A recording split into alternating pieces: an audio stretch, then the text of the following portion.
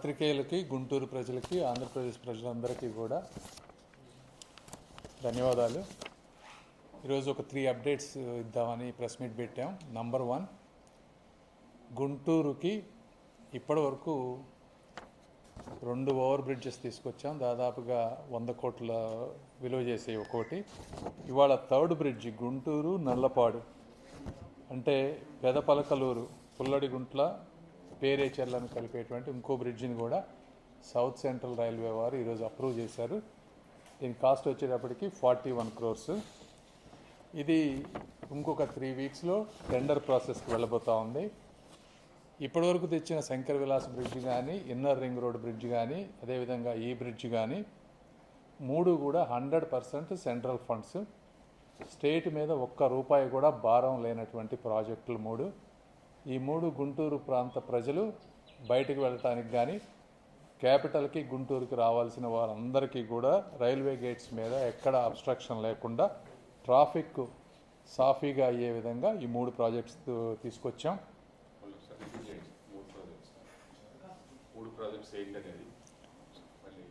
3 projects, ఒకటి Shankar Vilas bridge, సెకండ్ది inner ring road, తర్వాత 3వది పెదపలకలూరు అంటే గుంటూరు నల్లపాడును కలిపేది 3వ బ్రిడ్జి. తర్వాత ఈ బ్రిడ్జిల్ని తీసుకురావడంలో సహకరించినటువంటి వారందరికీ కూడా, అంటే ఈ విధంగా నాకు ఇక్కడ పదవి వచ్చే విధంగా చేసి గుంటూరు ప్రజలకి మేలు చేసే విధంగా నాకు అవకాశం కల్పించినటువంటి నారా చంద్రబాబు నాయుడు గారికి, పవన్ కళ్యాణ్ గారికి, అదేవిధంగా లోకేష్ గారికి, ఈ ప్రాజెక్టుల్ని అప్రూవ్ చేసినటువంటి రైల్వే మినిస్టర్స్ అశ్విని వైష్ణవ్ గారికి, సోమన్న గారికి, అదేవిధంగా సౌత్ సెంట్రల్ అధికారులకి, ఈ ప్రాజెక్టుల్ని ముందుకు తీసుకువెళ్ళటంలో నాకు కంటిన్యూస్గా సహకరించినటువంటి మా ఎమ్మెల్యేలకి, ఇక్కడ గుంటూరులో ఉన్నటువంటి మా స్టాఫ్, అదేవిధంగా ఢిల్లీలో ఉన్నటువంటి మా స్టాఫ్, కంటిన్యూస్గా ఫాలోఅప్ చేస్తున్న వాళ్ళందరికీ, గుంటూరు కలెక్టర్ గారికి, అదేవిధంగా మున్సిపల్ కమిషనర్ గారికి, వీళ్ళందరికీ కూడా మనస్ఫూర్తిగా ధన్యవాదాలు తెలుపుతూ ఉన్నాను.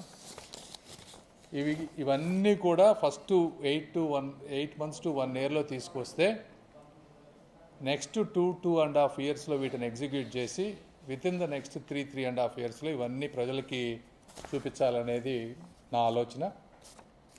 తప్పనిసరిగా కేవలం ప్రాజెక్టులు తీసుకురావడమే కాదు, వీటన్నిటినీ దగ్గరగా ఉండి ఎగ్జిక్యూట్ చేసే బాధ్యత కూడా మేము తీసుకుంటామని మీ అందరికీ తెలియజేస్తూ ఉన్నాను. ఇది కాకుండా రెండోది దావోస్ పర్యటన. ఆ రోజు చంద్రబాబు నాయుడు గారు, అదేవిధంగా నారా లోకేష్ గారు, మిగిలిన రాష్ట్ర మంత్రులు అందరూ కూడా దావోస్ వెళ్ళొచ్చారు. దీని మీద నేను అక్కడక్కడ సోషల్ మీడియాలో వేరే వాటిలో కూడా కామెంట్స్ చూస్తూ ఉన్నాను. ఏంటి జగన్మోహన్ రెడ్డి గారి అభిమానులు కానీ, లేకపోతే వేరే విధమైన అక్కడక్కడ చూస్తున్న వాటికి క్లారిటీ ఇవ్వాలి. ఇలాంటివి ఈ దావోస్ పర్యటనలు కానీ ఇంకొకటి ఎందుకు జరుగుతాయంటే వీటికి ఒక నాలెడ్జ్ డెప్త్ ఉండాలి. ఎందుకంటే గత 5 సంవత్సరాల్లో రాష్ట్రానికి ఒక బ్యాడ్ ఇమేజ్, నేమ్ తీసుకొచ్చినటువంటి పరిస్థితి. దాని నుంచి ముందుకు వెళ్ళాలి అంటే ఒక బ్రాండ్ బిల్డ్ చేయాలి. ఒక బ్రాండ్ బిల్డ్ చేయాలంటే చంద్రబాబు గారు కష్టపడి ఒక 6 పాలసీస్, ఇండస్ట్రీ ఫ్రెండ్లీ ఉండే విధమైనటువంటి పాలసీలు తీసుకొచ్చారు.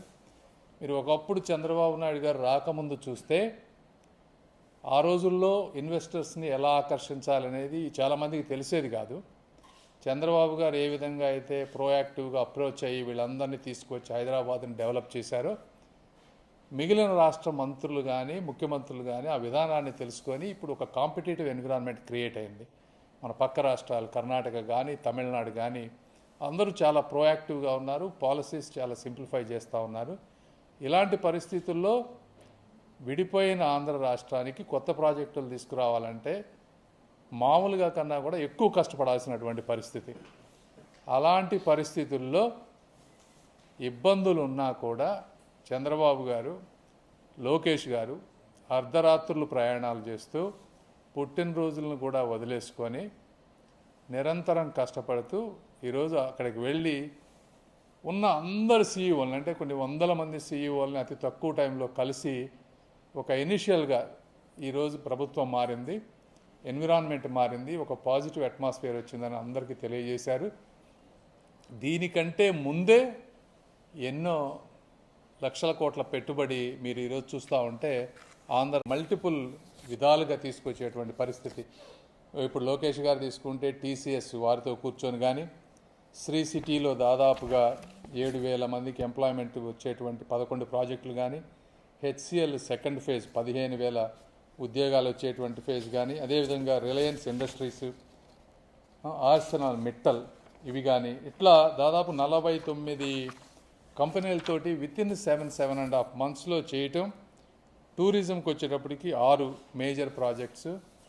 ఇవన్నీ ఆ రోజున మొన్న ఎలక్షన్లో గెలిపించిన విధానం ఏంటంటే, నిరుద్యోగ యువత కూటమి ప్రభుత్వం వస్తే వాళ్ళకి ఎంప్లాయ్మెంట్ వస్తుంది అనేటువంటి ఉద్దేశంతో మా కూటమి ప్రభుత్వాన్ని గెలిపించారు. దాని గురించి నిరంతరం కష్టపడుతూ ఉన్నారు. గత 5 సంవత్సరాల్లో మీరు చూస్తే అసలు వీళ్ళు వెళ్ళిన పరిస్థితి లేదు. వెళ్ళినా వీళ్ళకి ఏం మాట్లాడాలో తెలియదు, ఎలా మాట్లాడాలో తెలియదు. అలాంటి పరిస్థితి నుంచి ఈ రోజున ఒక కంప్లీట్గా పాజిటివ్ అట్మాస్ఫియర్ తీసుకొచ్చారు కూటమి ప్రభుత్వం నుంచి వెళ్ళినటువంటి మంత్రులు కానీ, ముఖ్యమంత్రులు గారు కానీ.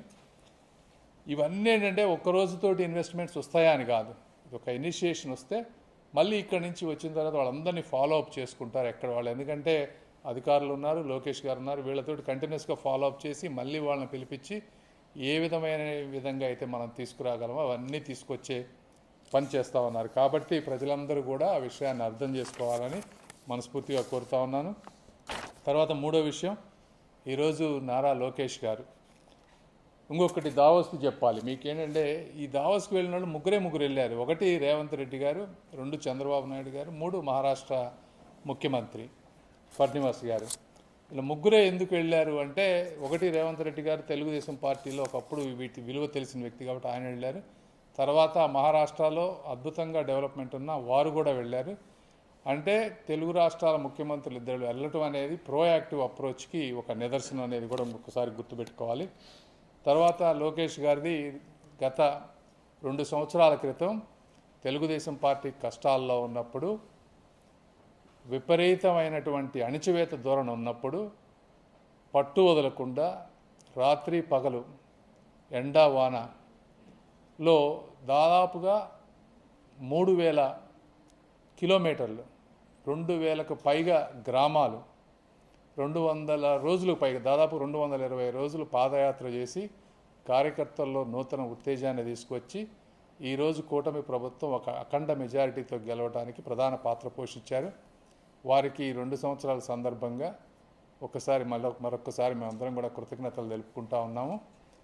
అదేవిధంగా నారా లోకేష్ గారు ఐటీ ఇండస్ట్రీస్ని కానీ, స్కూల్స్ని మేనేజ్ చేయటం కానీ, ఎడ్యుకేషన్ కానీ, పార్టీని నడపటం కానీ, విధంగా మల్టిపుల్గా విపరీతంగా కష్టపడుతున్న నారా లోకేష్ గారికి గుంటూరు ప్రజల తరపున, నా తరపున ప్రత్యేకంగా ధన్యవాదాలు తెలుపుకుంటా ఉన్నాను.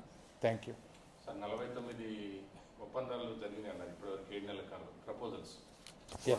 వాటి వాల్యూ ఎంత ఉంది, వాటి వల్ల ఎంత ఎంప్లాయ్మెంట్ జనరేషన్ అవుతాయి?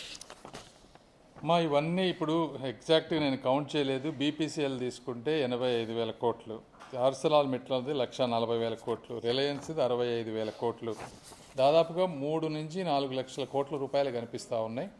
ఎన్టీపీసీది వచ్చేటప్పటికి 1,87,000 కోట్లు. ఇవన్నీ దాదాపు మోర్ దాన్ 3 lakh crores ఉన్నాయి.